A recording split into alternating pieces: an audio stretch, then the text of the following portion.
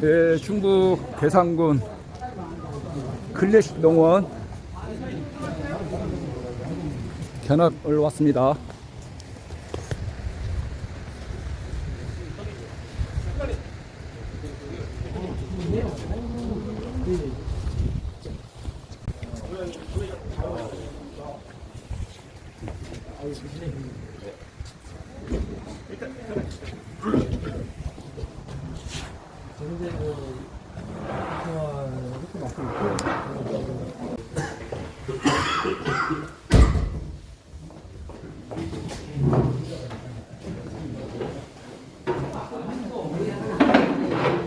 네, 안녕하세요. 저는 클래식 동원, 클래식의 영웅작법인이거든요. 대표를 맡고 있는 김성구라고 합니다. 오늘 남원에서 오신 거죠? 네. 남원에서 같이 뭐 일찍 오셨을 것 같은데 한 2시간 걸리나요? 3시간 걸려요. 제가 처갓집이 순천이라 남원 이렇게 항상 지나가거든요. 얼마나 걸리는지는 그냥 알고 있습니다. 그래서 제가 금방 중앙 그 해치 교회장이랑 회의 마치면 바로 오더라고. 네, 마치면 오더라고. 원래는 오전에 일정이 있었는데 제가 그것 때문에 부정을 드렸는데 아마 식사를 하신 것 같고. 네.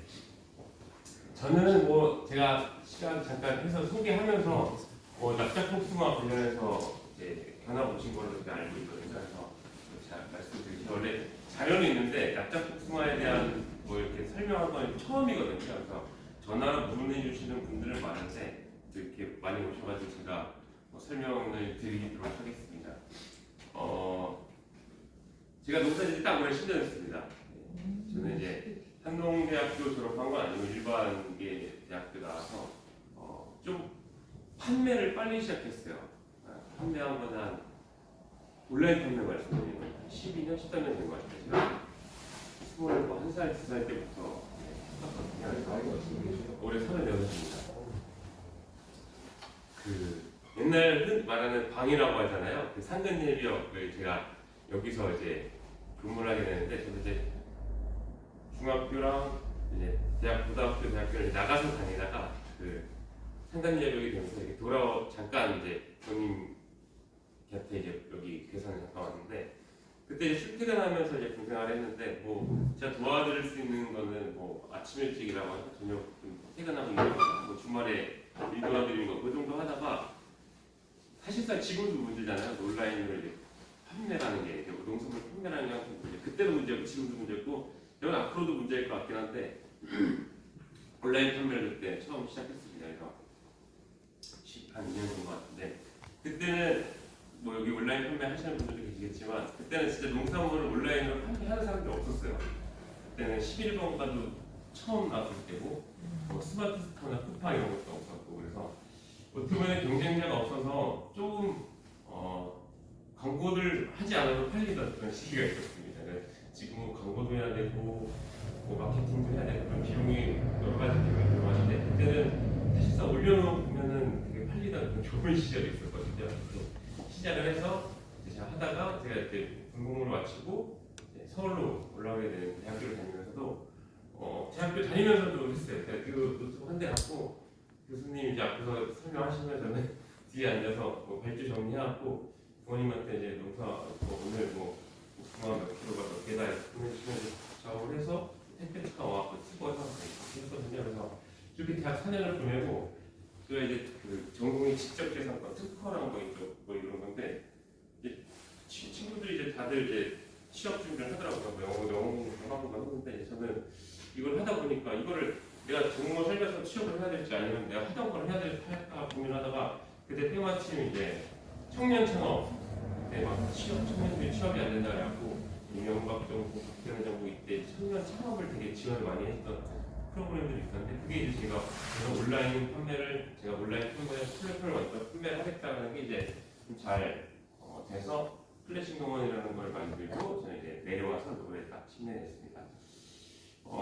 그렇게 농사를 짓기 시작했고 저는 이제 온라인으로 판매를 하다 보니까 그래도 뭐 이런저런 트렌드나 이런 걸 좀 빨리빨리 캐치를 하는 편이거든요.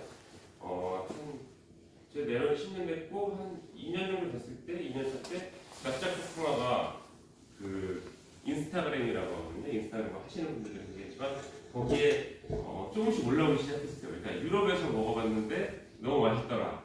그래서 제가 이제 그러면 우리도 한번 심어봐야 돼요. 그래서 다 20주를 저희 밭에 한 떨어져 있는데 20주를 먼저 한 8년 전에 심었습니다. 그래서 50주 심어서 판별하는데 20주니까 뭐 상당히 뭐 양도 많은 양은 아니니까 그래서 한 4년 정도 이게 뭐 나무를 심어서 이목부터 심어갖고 이제 재배를 하게 되면은 한 4, 5년 걸리잖아요. 그래서 한 4년, 3년 차에 첫 수확하고 4년 차에 어느 정도 수확하고 해보니까 괜찮을 것 같아요. 네. 근데 재배하는 게 어려움은 뭐 다들 여기 어려운 점이 있죠. 갈라짐도 있고 그다음에 물을 먹었을 때 뭐 열과도 심하고 낙과도 심하고 곰팡이 가운데 생기는 것도 심하고 그래서 근데 저는 재배적인 관점보다는 이거는 시장이 더군다나 커지겠다는 시장 그 산업 타격을 봤거든요. 그래서 제가 어차피 심어봤자 뭐 우리나라 다 모일 수도 없는 건데 분명히 이 시장은 낙과는 시장 커진다라고 생각을 해서 단일 면적 한 품종을 2,000평을 심었습니다. 납작복숭아.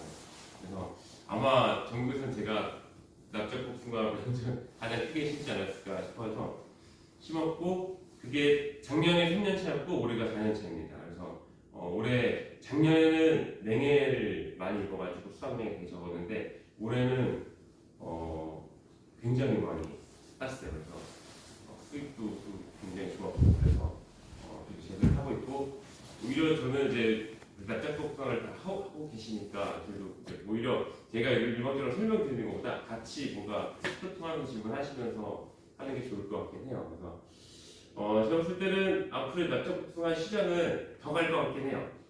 그리고 일단 한 번쯤은 먹어봐야 된다. 그러니까 우리나라 사람들이 그런 거 있잖아요. 뭐 샤인머스켓 터졌을 때도 한 번쯤은 내 온 국민이 한 번씩 맛봐야 된다는데 아직까지 재배면적으로 납작복숭아는 더 심어도 산업적으로 갈 것 같고 오히려 가락동에서도 연락이 오거든요. 올려달라고 하는데 사실상 저희는 이제 온라인으로 판매하니까 가격이 올리는 건 없지만 수요는 꾸준히 있고 특히 저는 이제 온라인 쪽으로 거래하다 보니까 MD들이 계속 연락이 와요. 대형 거래처에서도. 그래서 이렇게 장목반 정도 단위가 되신다면은 마트 뭐 분명히 연락이 올 거거든요. 그래서 마트는 뭐 대형마트 3사나 뭐 쿠팡이나 이런 큰 거래처들 잘 소통을 하셔서 품질을 개선시켜서 납품하면 저는 일반 복숭아보다는 충분히 단가도 괜찮고 재배가 어렵긴 하지만 그래 그만큼 더 높여받으면 되거든요. 그래서 충분히 생산량도 말씀을 드리고 싶고 납작복숭아 얼마에씩 파세요? 키로당? 네, 작년 같은 경우는 개통출하해서 한 4만 5천 원에서 5만 원 정도 이렇게 받았거든요. 그 개통출하는 게 이제 가격이 네, 올리는 상관없습니다. 거죠. 그러면은 어느 정도 연락이 오고 보내고 이렇게 딱 낙찰을 받은 거예요? 아니면 그냥 올렸는데 그냥 올렸는데 저만에 나온 거요?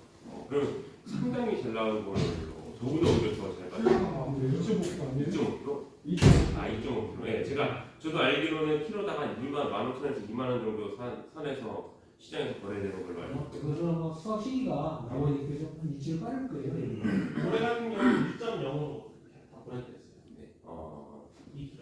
2kg로. 그러면 키로당 10,000원은 최소 10,000원은 받으시는 거예요? 안녕 거는 되게 2만 원. 키로당 2만 원. 예. 그러면 뭐 일반 복숭아 키로당 뭐 5,000원 좀 더 받으면 이제 그냥 뭐 밀어서 5,000원이면 나쁘진 않고 좋은 가격은 아니지만 이거 그래도 뭐 대량으로 재배를 했을 때 그 정도 가격 되는 것 같은데 그러면 이제 2배 다르는데 이게 제가 생각해볼 건 이거니까 비품률이 확실히 많잖아요. 납작복숭아가. 그러니까 사실상 절반이 비품이라고 보시면 되는데 그 절반이 비품이었을 때 이 10,000원 받으면 일반 복숭아랑 똑같은 거잖아요. 반반씩 50% 날려버리면. 그러니까 2만 원 받으면 반을 날린다면 키로당 10,000원 정도 꼴을 드는 거니까 일반 복숭아랑 비교해서. 그래서 충분히 시장을 하고 있을 것 같고 일단 찾는 데가 많아요. 그래서 어떤 품종을 어떻게 재배를 하시는 모르겠는데 저 같은 경우에는 이제 7월 초에 나온 황해반도 그 천도계거든요. 그래서 그거는 20대, 29, 20주 정도 심어놨는데 그건 일단 저희는 내년에 다 캐내려고 있습니다. 그거는 일단 그 6월 괜찮다가도 6월 장마가 지면 7월 초에 따는 건 다 터집니다. 다 가려가지고 그래서 봉지를 씌워도 안 되고 뭐 어떻게 방법을 써도 비가림도 생각을 했는데 비가림해서 될 것도 아닐 것 같아요.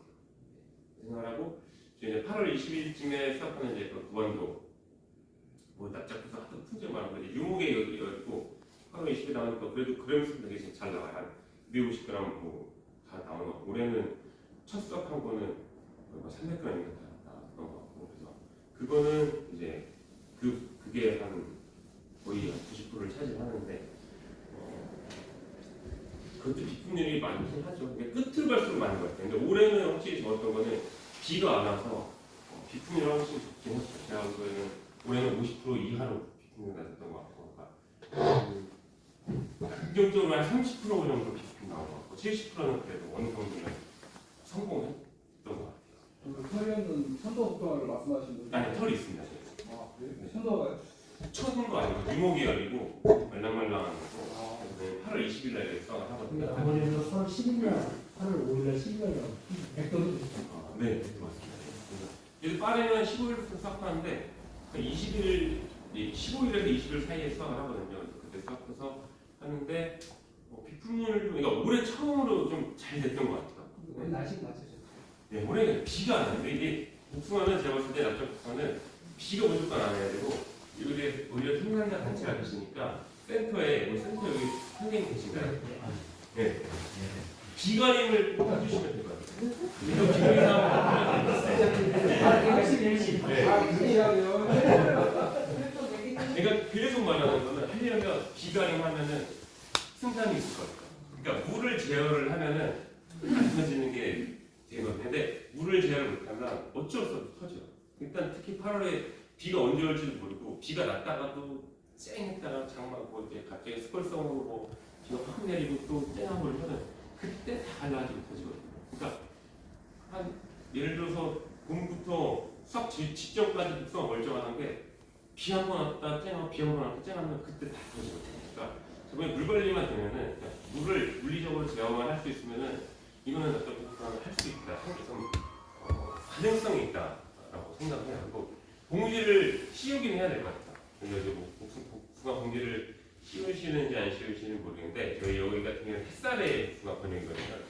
그래서 딱딱한 복숭아는 거의 다 말랑한 복숭아 황도 백들을 제대하는데 여긴 같이 여기 복숭아 봉지를 다 씌워요. 그래서 복숭아 봉지를 씌우니까 확실히 병충해가 덜 하게 됩니다. 그래서 복숭아 봉지 씌우고 비가림만 되면 저는 납작 복숭아는 될 것 같아요. 우리나라에 판단을 개인적으로 하고 올해 성공을 하다 보니까 비가림만 되면은 할 수 있겠구나라는 생각하고 있고 뭐 올해 그 비가림을 하셨고 비가림 제가 안 했어요. 아 그래요? 네. 봉지를 사셨다고 하는데 그 봉지는 뭐 노라봉지인가 아니면 이중봉지인가? 그거는 기후에 따라서 다른 것 같아요. 이게 뭐 이주공기 싸서 밑에도 막혀 있는 뭐 다 좋은 공기가 있는 것 같은데 올해는 솔직히 병충해 덜하긴 했잖아요. 네. 그래서 저희는 밑에 올해는 이제 색 때문에 이게 이중공기 싸면 좋은데 결국에는 복숭아도 색을 내야 되잖아요. 네. 납작 복숭아가 일찍 따면 좋지만 일찍 따라서 또 소비자들한테 숙성시켜서 욕먹습니다. 올해 뭐 그렇게 일부는 해서 했는데 너무 딱딱하다. 엄청 가정에 납품했는데 너무 비싼데 맛도 없다. 이게 숙성을 시켜야 되는데 뭐 그것도 이제 요즘 소비자들은 바로 먹는 걸 좋아하고 숙성을 해서 기다리는 시간도 내가 샀을 때 딱 숙성이 돼 있어야 먹어야 되는데 그런 소비자의 일부도 있거든요. 그래서 그런 거 따졌을 때는 이중공지는 색내는 좀 불리한 것 같아요. 그리고 저희는 색 때문에 반사필름을 깔거든요. 네. 그래서 시간 여력이 되면 봉지를 벗겨요. 완전 찢지는 않고 살짝 벗기고 긴 상태에서 일주일 전에 이제 반사필름을 깔면 색이 금방 돌거든요. 살짝 색 돌면 따면 돼요. 근데 이게 너무 또 물러지면 이제 납품처에 따라 달라요. 이게 뭐 가락동을 이렇게 통출하면은 어느 정도 이제 단단한 상태에서 색만 조금 돌았을 때 따뜻하게 될 것 같은데 직거래 하시는 분들은 그래도 색이 50% 이상 나고 살짝 그 연두 빛깔이 없어지고 하얀 빛깔로 돌 때 그때 따셔야 될 것 같아요. 근데 제가 또 그렇게 되면 택배하는 데 또 어려움이 있긴 합니다. 올라가기도 하고. 네. 그래서 그게 좀 어려운 것 같아요. 네. 저희도 이제 온라인을 하면서 단단할 때 따면 이제 우리는 좋은데 소비자들은 푸석해야 되고 맛없다 또 너무 익혀서 보내면 가다가 사고 나는 것도 이제 물려서 사고 나는 것도 생기고 네. 그런 것 같습니다. 이제 아까 일반적으로 하셔야 된다고 말씀드렸는데 일반 복숭아도 물 관리를 잘 안 하고 비가 안 오다 갑자기 비가 오고 하면 일반적으로 열마다 갈라지는 경우가 많이 생기잖아요. 그렇죠. 법안보도 물을 주기적으로 주신가요? 지금 그렇게까지는 시설이 안 돼 있어. 네. 근데 오히려 관리가 그렇게 돼 있으면 그러니까 저희도 일반 복숭아도 가나감이나 이런 같은 경우는 하우스나 이런 부분도 기대기 들어가는 시기에 물을 안 주다가 죽어지는 열과가 많이 생겨요. 네. 그래서 물을 주기적으로 저희는 주거든요. 저희가 아침 저녁 저녁 먹을 때 그렇게 하니까 열과가 좀 많이 잡히더라고요. 비가 와도 열과가 좀 덜 생기는 게 그렇죠. 혹시 이제 그런 케이스인지. 그러니까 이게 열거가 수확 직전에 생기잖아요. 예, 그래도 네. 커가면서 대부분 성장에서도 비대면 터지면서 밑에 심하게 갈라지기도 하지만 그래도 그 꼭지 부분의 열과 그게 많이 생기는데 그거는 대부분 수확 직전에 8월 뭐 20일 수확을 한다면 저희는 그 공장이 있어서 저희 병조림도 저희가 만들고 있거든요. 일반 복숭아로. 그래서 병조림 만들고 있습니다. 그래서 그걸 판매를 하고 있는데 이게 완전 인건비예요. 복숭아 병조림 만들 때 가장 핵심이 이제 껍질 까는 거거든요. 껍질 까는 게 일반 복숭아는 기계로 깔 수 있는데 이게 납작 복숭아는 기계로 못 까요. 다 손으로 껍질 까야 하기 때문에 이게 뭐 사실상 뭐 남는 건지 제가 재배를 해서 그 인건비 들여서 판매를 할 수 있죠. 제가 또 직접 판매를 온라인으로 하니까 동상을 쓰신가 봐요. 얼굴이 되게 좋아요. 복숭아는 또 납작 복숭아뿐만 아니라 일반 복숭아랑 똑같잖아요. 네, 그래서 일반 복숭아를 가공할 수 있는 그런 시설이 필요하고 또 그거를 누가 또 한 명이 하셔야 돼요. 그러니까 이거를 제가 봤을 때는 가공은 그런 것 같아요. 이게 가공이 뭐 5천짜리 1억짜리 사업이 있어서 한 명씩 다 주면 안 들어가요. 네. 제가 이게 봐보니까 어른 이게 연세점 있으신 분들이 가공한다고 신청을 하는데 사실상 가공 안 하시고 참고로 쓰시는 경우가 되게 많은 것 같아요. 네. 그래서 대신 장목관 단위 영농장 보면 그런 단위에서 그 한 분이 그 책임지고 하셔야 돼요. 가공만 전문적으로. 그러면은 생산이 있습니다. 근데 이걸 농가에서 하기에는 농사짓기도 바쁘고 복숭아 따기도 바쁘고 포장하기도 바쁜데 이거를 내가 가공까지 하는 거는 사실상 매우 어려운 일이거든요. 그러니까 저는 그나마 가능한 게 부모님이 계시고 또 내 외국인이 같이 있고 하니까 업무 분담의 역할이 되기 때문에 가공공장을 돌리는 노하우도 생기고 하다 보니까 여기까지 온 건데 이거를 어떤 농가에서 내가 한번 해볼게 하는데 그를 농사지면서 하는 거는 좀 어렵지 않나. 전문적으로 가공, 만약에 하신다고 하면 농사 비용 확 줄이시고 가공만 전적으로 하시면은 가능할 것 같아요. 와서 보니까 시설 투자가 상당히 많이 들었을 것 같은데 이 재원마을은 어떻게 하셨어요? 저희는 법인이다 보니까 도사업을 해서 저희 제주공 통시설 사업이거든요. 그래서 8억인데 이제 자부담 5대5로 해서 저희가 이게 12억 이 정도 들어갔습니다. 그래서 다 빚입니다. 근데 이제 그런 품종도 좀 아까 그 회장님 품종 같은 거 하신다고 하는데 그런 납작복숭아 맞는 품종도 좀 선별이 이루어지긴 해야 될 것 같아요. 시설 재배에 맞는 품종도 역할을 해야 될 것 같고 지금 저는 품종을 잘 모르겠어요. 이렇게 저는 두 가지만 하다 보니까 온라인 보면 천도도 있고 시골로 되게 여러 가지가 있는데 저희도 좀 기회가 되면 여러 가지를 품종을 심어보고 싶고 오히려 장목관을 하신다고 하면 제가 추천드리는 거는 그런 것 같아요. 품종이 여러 가지 있다고 하시면 결국에는 이거 유통적인 관점인데 7월 초부터 8월 말까지 만약에 납작복숭아 재배가 된다고 하면 쭉 끌고 가셔야 돼요. 네. 이거를 뭐 예를 들어서 이 파트에서는 7월 초, 여기는 7월 중순, 여기는 7월 말. 그래서 쭉 끌고 가셔야 납품이 가능해요. 근데 납품이라는 건 이 대형마트에 이제 그쪽 사람들은 꾸준히 쭉 납품하는 걸 좋아해요. 단발성을 하고 없어요 그러면 대략세요 그러면 그런 것도 안 써. 그래서 장목관 단위로 품종을 어떻게 할 것인지도 그렇게 쭉 연속성 있게 끌고 가시는 것도 되게 자꾸 정책이 되게 중요한 부분이거든요. 그것도 장목반이니까 가능하니까 좀 같이 협의를 하셔서 하시는 게 좋지 않나 생각이 듭니다. 아마 제가 알기로는 납작복숭아 이 한 품종이 검증이 되려면 한 10년 걸리는 것 같아요. 네. 심어보고 최소 5년 걸리고 거기에 뭐 시장 반응도 봐야 되면 10년이 걸리는데 뭐 10년 하다 보면 연세 드시는데 그게 쉽지는 않을 것 같은데 결국에는 품종 선택을 잘하는 것도 운인 것 같아요. 네. 운청으로 되게 가는 것 같아요. 그거를 그거는 나눠서 잘 심어주는 것도 되게 좋을 것 같아요. 어떤 분이 이제 이 품종이 대부분 농가들이 이 품종을 타면 다 이 품종 심고 그러는데 여러 가지 물건을 심어서 야 이게 진짜 한번 같이 해보고 보시고 이게 괜찮다 싶으면은 이걸 좀 집중적으로 심자 해야 되는데 그런 것도 좀 필요한 것 같아요. 좀 분산시켜서 품종을 분산시켜서 시기별로도 나누고. 그럼 현재 여기는 단일 품종 한 품종 위주로 되어 있습니까? 네, 8월 20일 20일. 네, 저희도 이제 더 늘리고 싶은데 늘릴 땅이 없습니다. 그래서 네, 저희 다른 품목도 하고 이게 저희가 말하는 저희도 온라인 쪽으로 판매를 하다 보니까 뭐 7월 초부터 8월 저희는 9월 초까지 이제 재학기까지 가 나왔는데 그걸 쭉 연속성을 이어가려면 그 품종이 나와야 되니까 그 품종을 이제 결국 다 심다 보니까 뭐 다른 데 심을 만한 곳이 없어요. 제가 여기가 눈자리가 있거든요. 그래서 눈에다 심었었는데 갑자기 냉이하고 오면 30도까지 20도까지 내려가는 해가 가끔 있잖아요. 뭐 내년에 한 번씩. 그러면은 물이 이제 눈자리니까 물이 들어가면 다 죽더라고. 저는 그래서 위험 부담이 있어서 밭에만 심긴 한데 밭에 심을 만한 지금 마땅한 곳이 없어서 저희도 뭐 늘리고 싶은 마음은 납작복숭아는 저희 시장성을 더 간다고 보여지거든요.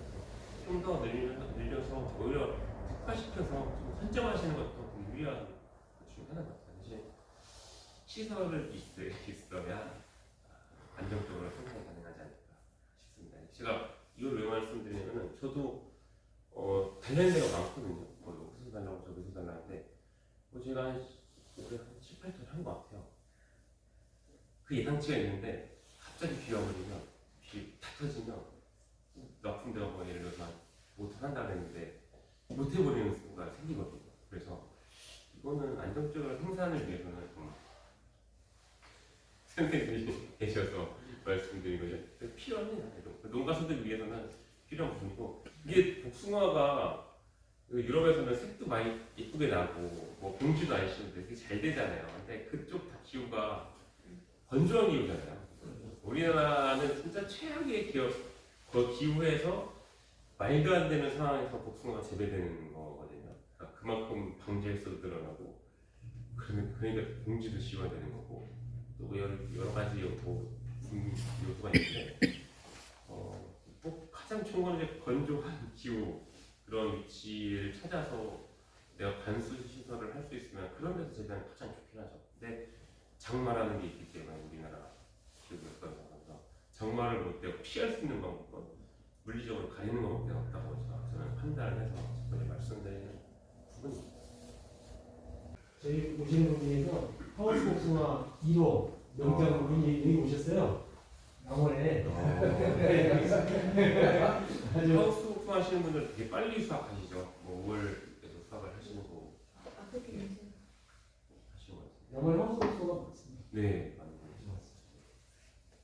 그래서 뭐 복숭아 있으시니까 하우스 하시니까 뭐 고기에 납작을 좀 더 하시는 거는 크게 어렵지는 않으실 거예요. 거기 집에서 노지 복숭아 아니 그 일반 복숭아들이 예, 수입은 비교했을 때 어느 차이 갑자기 훨씬 좋죠. 근데 저희는 온라인으로 판매를 하니까 그냥 이게 키로당 3만 원에 나갔거든요. 그러니까 이제 일반 복숭아 만원 받기도 어렵고 제가 온라인으로 판매를 해도 그러면 일반 복숭아는 저만 파는 게 아니라 전국에서 이제 경상도에서 많은 양의 재배를 하고 있기 때문에 근데 납작복숭아는 하는 농가가 별로 없으니까 아직까지는 부르는 값이 시장의 형성이 안 됐어요. 시장의 형성이 안 됐으니까 부르는 값이니까 그래도 잘 뭐 일반 복숭아 따지면 3배 되는 거예요. 일반 복숭아 10,000원 받기도 했는데 10,000원을 30,000원에 받다고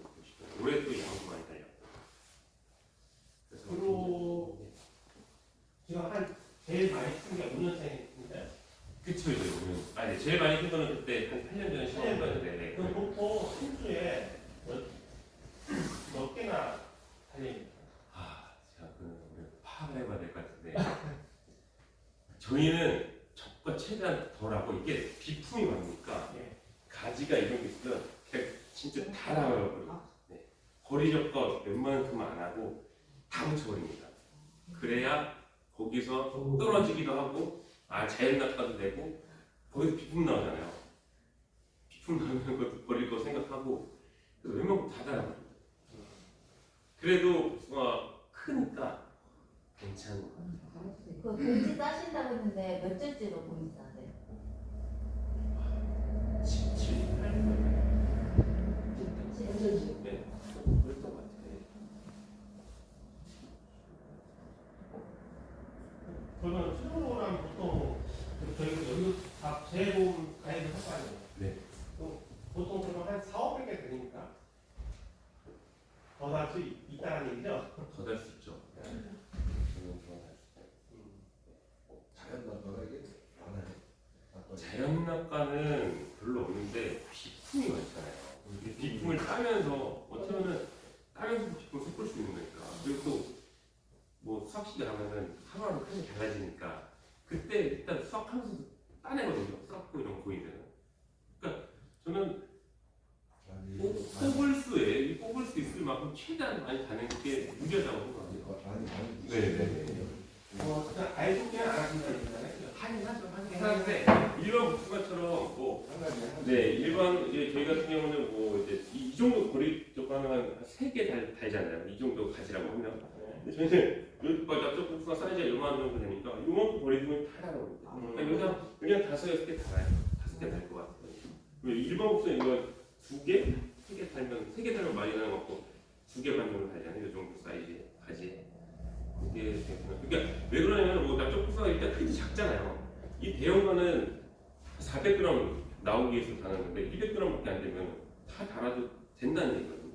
네, 일반 복숭아 400g 나올 거에 납작 복숭아 200g 잡고 그만큼 2배 달아도 되는 거니까. 그 계산하면 달아도 남으면 뭐 영양이 이건 해거리라고 하나 뭐 그런 거. 그럼 주로 나가는 그 가수가 14에서 14가 정도 나가니까 판매하는 부분이 1kg에 네. 저희가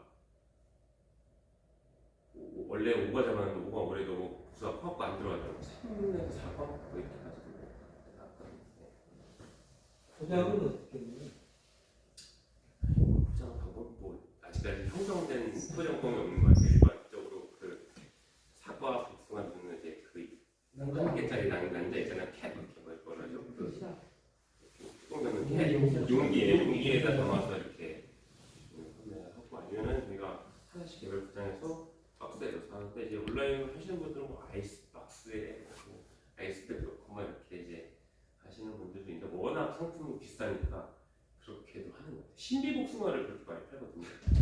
아이스 박스에 넣어서 아이스백 넣고 이렇게 하는데 근데 농가에서는 그렇게까지는 하긴 어려우니까 그거 있다고 하시면 그러면 납품하면은 근데 뭐 납품을 하게 되면은 그쪽에서 해달라는 기준이 있어요. 그래서 포장은 크게 뭐 고민을 안 하죠. 거의 외국인들 거의 상황입니다. 그리고 큰 고민이 없습니다.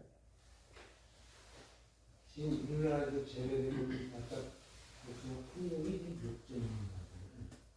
저도 정확히 모르겠어요. 근데 저도 이 온라인으로만 보니까 뭐 온라인을 보면은 천도도 있고 이 시기에 나오는 뭐 천도도 있고 뭐 여러 가지가 있는 것 같은데 이게 품종 정리가 일단 안 돼 있고 우리나라에서 있는 게 7종이 있죠. 현재 재배는 아까 이거 황해보니까 천도 세 종류 있고 나머지 황도 두 품종. 나머지 저도 궁금해요. 어떤 품종이 가장 좋은 건가? 어떤 게 가장 안 갈라지고 그러니까 그걸 알면 저도 집중적으로 그걸 좀 키워서 한번 해볼 텐데 그럼 그 가공 쪽에서는 지금 거의 아까 말씀드린 게 잘 모르겠다는 말씀하셨잖아요. 저희는 그래도 마진율을 계산하면 뭐 2, 30%는 그래도 되지 않을까. 네. 납품을 하는 것도 있고 제가 직접 또 판매를 하다 보니까 네. 일반 일반 복숭아로 가공을 같이 하시는 거죠? 네, 하고 있습니다. 근데 그거는 마진율이 더 괜찮으신 거죠? 그럼요. 네, 그러면 납작 복숭아 없잖아요. 그렇죠. 그 시장이 있거든요. 형성되는 시장이. 그렇죠. 그때 선물용일 수도 있고 뭐 일반적인 사람이 돈 없는 사람이 하지 않겠지만 백화점이나 뭐 선물하는 수는 그 시장이 분명히 있어요. 그래서 그 시장은 제가 보기에는 아직까지 형성이 안 된 것 같으니 뭐 하셔도 가능하다. 처음부터 그러면 아예 온라인으로 하신 겁니까? 제가 서두에도 말씀드렸지만 저희는 온라인으로 모든 농담을 다 온라인으로 판매하고 있다 보니까 이제 온라인으로 나가니까 그래도 가격 결정을 제가 할 수 있는 거잖아요. 그러니까 대통수를 하면은 결국에는 중도메인이 경매사가 이제 결제를 해서 하는 건데 혹시 그 납작 들어간 판매를 했을 때 정답은 기준선이 어디까지입니까? 왜냐면 열과도 심하게 나고 어떤 열과가 살짝만 나고 또 배꼽도 살짝만 하겠는데 기준선 여기서 판매하는 저희가 첫째 땄을 때는 거의 없어요. 네. 거의 뭐 80%는 올해는 80%는 진짜 정품이었고 두 번째 땄을 때는 한 30%, 20에서 30% 나온 것 같고 세 번째 땄을 때는 한 거의 절반 비품 나온 것 같고 근데 이제 백화점 저희도 납품을 여러 군데 하다 보니까 백화점 납품하는 거는 진짜 A급으로 지켜야 되는 게 맞고 또 이제 뭐 소비자들이나 택배 가는 거 그런 거는 진짜 세 번째 땄을 때는 비품이 절반 이상 나와가지고 살짝 조금 갈라지는 정도는 그래도 넣어도 소비자들이 뭐 그걸 가지고 꼬투리 잡거나 그러진 않을 것 같아요. 네. 그러니까 첫 번째 땄을 때는 그래도 괜찮잖아요. 이게 갈수록 이게 열과가 심해지니까. 이거는 좀 그러니까 이 시장의 형성 자체가 안 되니까 어떻게 답을 드릴 수가 없는 것 같아요. 어떤 경매사들도 자기네들이 뭐 해본 적도 없고 본 적도 없고 기준이 또 애매한 상황이고 그래서 반사틀리면 일주일 전에 깔끔하고 했잖아요. 네. 그러면 그 색깔이 어느 정도 나와요? 왜냐면은 저희가 제가 공부를 한번 해보니까 올해는 제가 간색 필름을 갖다 놨는데 그러니까 어느 정도 이제 습기가 되면은 빨간데 색이 돌죠. 자연적으로 해도 돼요. 근데 그게 이제는 예를 들어서 백화점에서는 조금 안 익었다라고 이야기하시는 분도 있고 근데 이제 일반인 선거에서는 괜찮다고 하는 분도 있는데 이 색깔 맞추기가 좀 반사틀리면 어느 정도 이게 색깔이 들어가는 거지. 글쎄요. 색을 어떻게 아니 거의 다 들어가고 청색 비율하고 붉은색 비율이 있잖아요.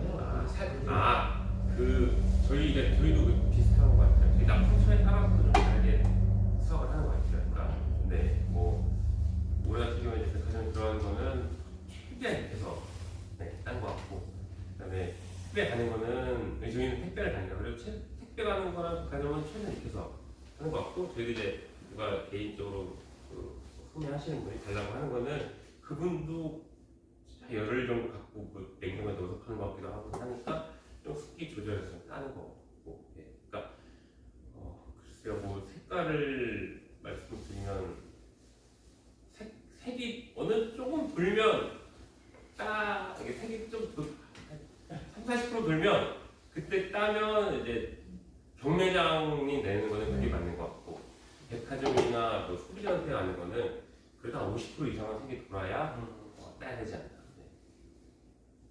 푹쑥 저희가 빨리 다 보내니까 푹쑥 안 돼. 저 안에서 보냈다고 누구 내가 왜 수까지 해서 비싼 걸 먹어야 되느냐는 플레이 상당히 많거든요. 그래서 어느 정도 익어야 또 맛도 있고 하니까. 그래도 이게 뭐 대통수를 하시는 분들은 복숭아 이걸 따는 것처럼 어느 정도는 푹쑥 불면 그래서 저희가 반사틀림씩 까는 이유가 그래요. 이게 일단 빨리 돌아야 딸 수 있습니다. 이렇게 별도만 하고 계시는데 실제로 황금품도 같은 경우는 자체 색이 있어요. 반사필름을 극가라고 그렇죠. 색이 잘 나오거든요. 그래서 이제 저희 남원 쪽에서는 여러 가지 품종을 제가 하면서 모두 관찰하고 또 좋은 거 있으면 또 보내드리고 이렇게 하시도록 하겠습니다. 이게 뭐 반사필름 까는 이유는 없는 것 같아요. 이게 계속 말씀드린 거는 1, 2, 3차 이렇게 수확을 하면 갈수록 기품이 높아지니까 최대한 빨리 수확할 수 있게끔 할 수 있는 것 중에 하나가 색내는 일이니까 그래서 색을 내는 거니까 이렇게 보시면 됩니다. 이게 뭐 복숭아 늦게 따서 손해도 맛도 없고 하니까 익혀서 따려면 뭐 그거밖에는 또 방법이 없다고. 이걸 되게 많은 분들이 찾아오면 경쟁자가 돼가지고 조금 신경 안 쓰니까. 다시 살려야지. 감사합니다. 근데 그냥 가공을 할 때 비품 쪽을 많이 하니까 아니면 일부러 만약에 가공을 쪽으로 이게 정품도 가공을 하는 거예요. 정품을 가공하셔야 돼요. 비품을 그러니까 이게 그 상식적으로 비품을 가공을 해야 된다고 생각하면 비품 가공하면 수율이 안 돼요. 인건비가 더 들어가요. 생각보다 그러니까 비품을 처리할 수 있긴 하지만 처리는 하되 근데 수율도 안 나오고 일단 인건비가 능력도 많이 들어가요. 정품을 거기에 맞게 재배를 해서 정품을 가지고 재배를 하시는 게 나을 것 같아요. 그러니까 뭐 어떻게 보면은 복숭아 봉지를 만들어서 딱딱한 복숭아를 하면은 그거는 봉지 안 씌워도 되잖아요. 그리고 복숭아 봉지를 할 거는 크게 안 커도 되고 4kg 기준으로 한 18번? 15번에서 18번이면은 충분해요. 크면 더 작업하기가 어렵거든요. 그래서 그 정도 해서 하고 아니면 그런 것들이 많이 이제 그런 거는 갈등가는 뭐 만원 이하 이렇게 나오잖아요. 그런 것만 따로 판매해서 전문적으로 가공을 하시면 되고.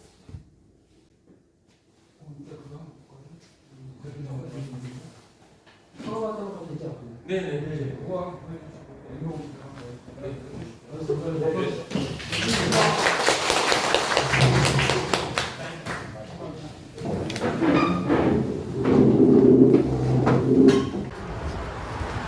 왜 어디 이게 피곤해요? 피곤해요? 아, 그 아까 약을 먹었는데 피곤한. 아, 이게 복숭아는 병입관이 작업할 때 어디서 생기냐면 아까 말씀드렸던 병입할 때 병입이 이거 한 대 가지고 병입을 있어요. 병입에서 막 그러니까 이게 넣는 게 되게 힘들거든요. 복숭아에 한 사람이 일단 누구 넣어요? 근데 그게 진짜 착착착 넣는 게 이 어렵습니다. 저 궁금한 게 있는데요. 거반도도 병조림 하셨어요? 거반도는 이렇게 생겼잖아요. 네. 그러니까 그거는 막다마도 막 들어가. 아니 그게 거반도 식감이 쫀득쫀득하잖아요. 네. 그 병조림 했을 때 더 맛있나요? 인간 목소리에 비해서 맛있대. 근데 되게 안 먹어도 돼가지고.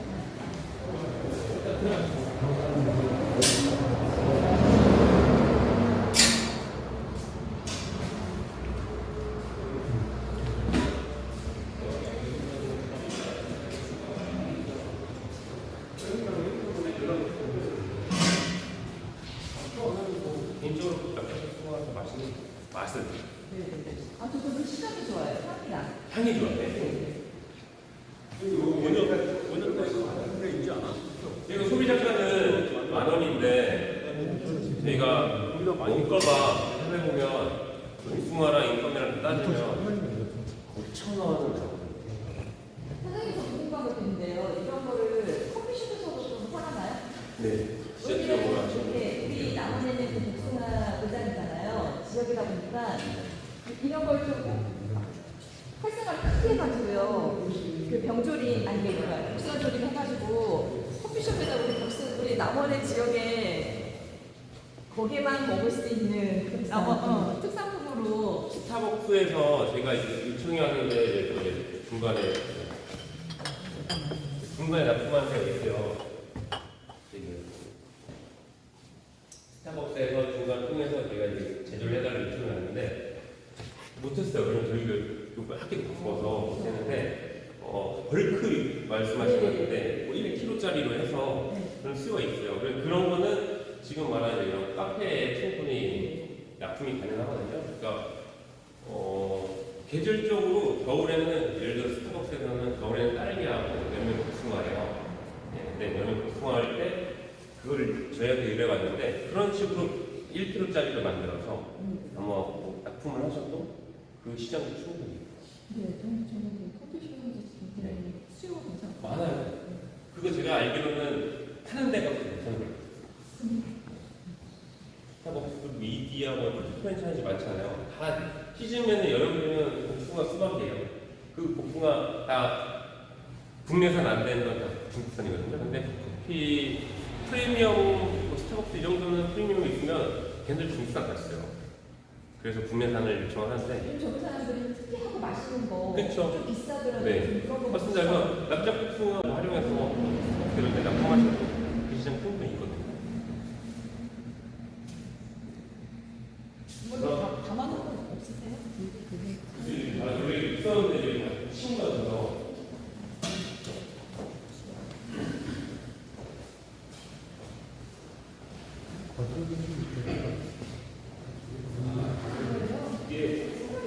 이게 납작이고 이게 이제 형도가 들어오는데 이게 납작. 색깔이구나. 근데 집에서 이렇게 만들면 이게 이 색깔이 안 나와. 좀 약간 검은검은. 기술이지. 근데 이쁘네요. 영입한 다음에 사진하죠. 바삭이라죠. 뭐 다 오픈해주면 이거 복숭아는 92도까지의 순본도 92도가 돼야 소금이 돼요. 예, 그러니까 100도까지 올려야 돼요. 중성하시게요. 저희는 이제 기회가 있어요. 저희는 처음에는 중성을 했거든요. 이거 한 300개 한 번에 끓이면 어느 정도 쌓이나요? 그러니까 이게 시간이 솥이 크면은 더 시간도 이게 제가 300개들 이거 기기 있기 전에 300개 들어가는 것짜리 기계 중탕할 때는 30분 써요. 끓는 물에. 네. 100도씨에 30분 해야 살균해요. 근데 이제 뭐 집에서 조금 하시는 거는 말씀드려요. 92도까지만 되면 살균해요. 92도까지 올라가려면 무조건 92도는 넘어야 돼요. 저는 그냥 포도병 있잖아요. 왜? 그긴 거 좀. 거기다가 몇병 만들어내서 겨울에 먹긴 하는데. 그러면 뭐 칠링해. 상하진 않는데 이렇게 그냥 그거 아니 그거를 이건 어떻게 만들냐면 생복숭아를 당해놓고 그거를 완제품을 만들어서 살균하는 거예요. 그러니까 외부 접촉이 전혀 없잖아요. 상태가 가지고 있고요. 외부 접촉이 있으시니까 산화돼서 색깔이 나요. 그래서 삶은 다음에 드신 거잖아요. 병째 삶아요. 병째 완제품을 만든 다음에 병째 삶아요. 근데 딸기도 이런 식으로 하나요? 딸기는 이런 식으로 안 하잖아요. 그러니까 그게 그렇게 저기에서 하는 거는 유청 그거 뭐지? 그거 왜 청으로 하는 거 하는 거. 청은 달라요. 청은 그 설탕이 들어가잖아요. 이것도 뭐 설탕이 많이 들어가잖아요. 그러니까 소금이랑 설탕의 역할이 고 농도로 올라가면서 그 당부제 역할을 사실 하는 거거든요. 그러니까 이제 살균은 통하고보다 낫죠. 그러니까 잼이나 뭐 이런 거 같은 경우. 거기서 그 뭐지? 아까 조금 전에 그 커피 그런 데서 푸는 거는 거기다가 이게 청돌이로 하는 게 아니라 청으로 만들어가지고 하는 거 그쵸, 예. 라고 생각하면 거기서 하는 그러니까 아니 뭐 스타벅스에서 요청해 온 거는 그거예요. 갈아서 다이스를 쳐서 깍두기처럼 되게 깍두기가 되게 1mm짜리로 깍두기를 쳐서 거기 자신들이 배양기를 줄 테니 배양해서 키로짜리 납품해달라. 그리고 걔네들은 매장에 가면 걔네들은 그냥 조금씩만 따라서 물품하고 하는 거거든요. 이렇게 하면 오히려 식감이 더 좋겠네요.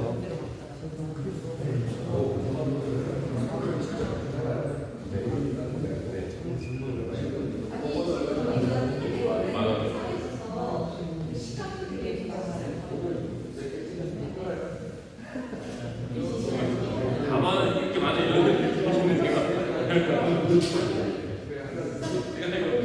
드릴게요. 10개를 드릴게요. 나는 여기 지금 설탕이 있으시고 하나 드세요. 여기 식대시라고. 설탕이요. 이거는 진짜 영업 비밀인데. 저희 한 40브릭스. 그러니까 이제 브릭스로 하는데 이게 저희는 감이 때문에 하다 보니까 요즘에 소비자들이 달면 저희 온라인 판매라니까 바로 반응이 와요. 그러니까 달면 달다 후기가 들어오니까 그거는 이제 저희가 비만이 내리고 받았으면 조절해요. 네, 그리고 비가 오는 것도 맛있으면 이거 낮추고 그거는 이제 저희가 그냥 감이에요. 근데 이제 다시 브릭스 맞춰요. 똑같은 설탕을 사도 풍화가 맛있으면 또 달면 또 다 가요. 네, 당연히 드세요. 기본적으로 거반도 갈아가지고 네.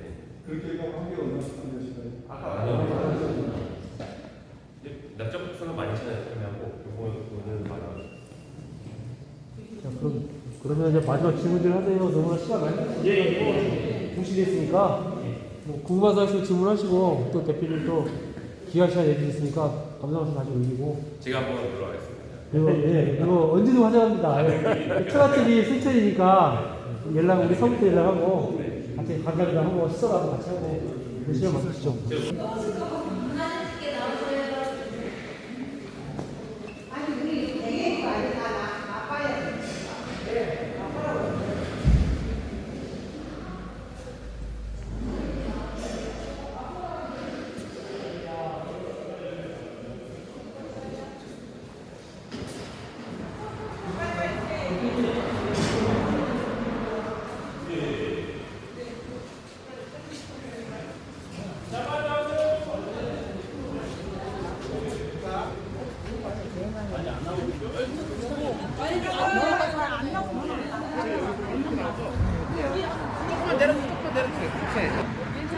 상태에서